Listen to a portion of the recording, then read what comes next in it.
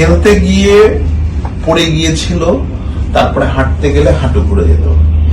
এটা কিন্তু খুব কমন প্রবলেম আমাদের যুব সমাজে, এবং এই সমস্যা নিয়ে যদি রোগী দীর্ঘদিন থাকে তাহলে কিন্তু তার নর্মাল যে হাঁটার প্যাটার্ন সেটা কিন্তু অনেকটাই বাধাগ্রস্ত হয়, হাঁটুর কিন্তু ধীরে ধীরে ক্ষয় শুরু হয়। কিন্তু এই সমস্যাগুলো যখন রোগীগুলা পরবর্তী চিকিৎসকের শরণাপন্ন হয় এবং সেই অনুযায়ী চিকিৎসা গ্রহণ করে, তাহলে পরবর্তী জীবনটা কিন্তু তার অনেকটাই বাধা বিঘ্নহীনভাবে কাটাতে পারে। আমি কথা বলছিলাম হেলালের সাথে, ওর বাসা ধামরাই, ঢাকায়। ওর বয়স 24 বছর। ওর আমি অপারেশন করেছিলাম আজ থেকে প্রায় 5 সপ্তাহ আগে। ওর তারও 1.5 বছর আগে খেলতে গিয়ে পড়ে গিয়ে হাঁটুতে আঘাত পেয়েছিল।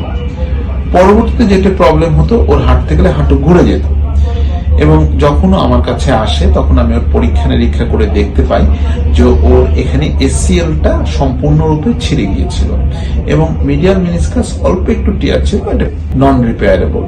তারপরে আমি ওর আর্থোস্কোপিক্যালি অপারেশন করে দিই, এবং হেলালের সবচেয়ে যেটা ভালো দিক, সেটা খুব ভালো ব্যায়াম করছে। আজকে ওর 2য় পর্বের ব্যায়ামও শেষ হয়ে গেল, অর্থাৎ আজকে থেকেও ফ্রিলি মুভ করবে। হাঁটুর ভাঁজ অলমোস্ট 120 ডিগ্রি চলে এসছে এবং ও স্বাভাবিকভাবে এখন হাঁটতে পারছে এবং আগের মতো কোনো প্রবলেম নাই। এখনো ওর ব্যায়াম কিন্তু প্রায় 4.5 মাসের মতো বাকি আছে, এবং আশা করি আর 2 মাস পরে ও দৌড়াতেও পারবে এবং ওর নর্মাল যে মুভমেন্ট সেটা তো আজকে থেকে আমি শুরু করে দিব। যাই হোক, আমি অনেক কথা বললাম, আমি হেলালের কাছে একটু শুনি ওর কি হয়েছিল এবং ও এখন কেমন আছে। বাবা হেলাল, তুই আমাদের একটু নর্মালি বলতো কি হয়েছিল তোর এবং এখন তুমি কেমন আছিস? বেসিক্যালি হয়েছে কি, যে আজ থেকে প্রায় 1.5 বছর আগে, যেটা আপনি বললেন আর কি, আজ থেকে 1.5 বছর আগে আমি ফুটবল খেলতে গেছিলাম। তো এখানে আমার পাটা একটা গর্তে পড়ে যায়। গর্তে পড়ে যাওয়ার পরে সাথে সাথে আমি দুইজনের সাথে ধাক্কা খাই। ধাক্কা খাওয়ার পরে আমার হাঁটুটা ঘুরে যায় ওই সময় ওই জায়গায়। ওইখান থেকে আমি উঠে আবার খেলা শুরু করি। দেন ওইভাবে চলে, ওই দিন চলে যায়। পরের দিন সকালে উঠে দেখি যে আমার পাটা ফুলে গেছে একদম। তারপরে ওই জায়গা থেকে আমি বিভিন্ন অনেক ডাক্তার দেখাই। অনেক ডাক্তার দেখানোর পরে স্যার ওইরকম ভরসা মানে মানে আমার বেসিক্যালি আমার নিজে থেকে মানে ওইরকম ভরসা পাচ্ছিলাম না কাউকে। পরে স্যার আমি আপনার ইউটিউবে অনেক ভিডিও দেখি, পরে স্যার আমি আপনার কাছে আসি। আসে স্যার আপনি আমাকে এরকম ভাবে সাহস দেন, এরকম ভরসা দেন। পরে স্যার আমি আপনার কাছ থেকে অনেক ধন্যবাদ। হেলাল, তুমি এখন কেমন আছো বাবা? স্যার আলহামদুলিল্লাহ একদম, এখন বলতে গেলে একদম আলহামদুলিল্লাহ অনেক সুস্থ আছে। এখনো তো ব্যায়াম অনেক বাকি আছে। হ্যাঁ, অনেক বাকি আছে স্যার। আর ব্যায়ামটা স্যার আপনি যেভাবে বলছেন একদম আমি একবারও মিস দিলে একদম সেম টু সেম আপনি যেভাবে বলছেন ওই রকমই, মানে একটু মিস যায় না।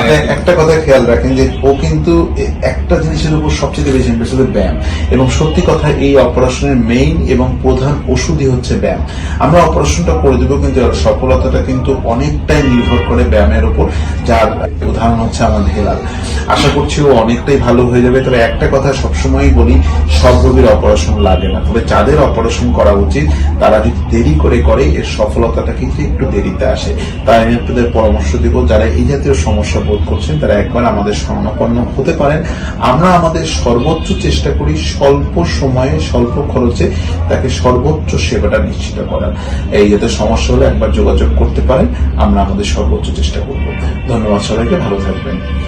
হাড় সমস্যার যে কোনো সমাধান জানতে ইউটিউবে ডাক্তার দিবাকর সরকার নামে আমার একটি চ্যানেল এবং ফেসবুকে আমার একটি পেজ রয়েছে। আমার চ্যানেলটি সাবস্ক্রাইব করুন এবং আমার পেজে লাইক দিন।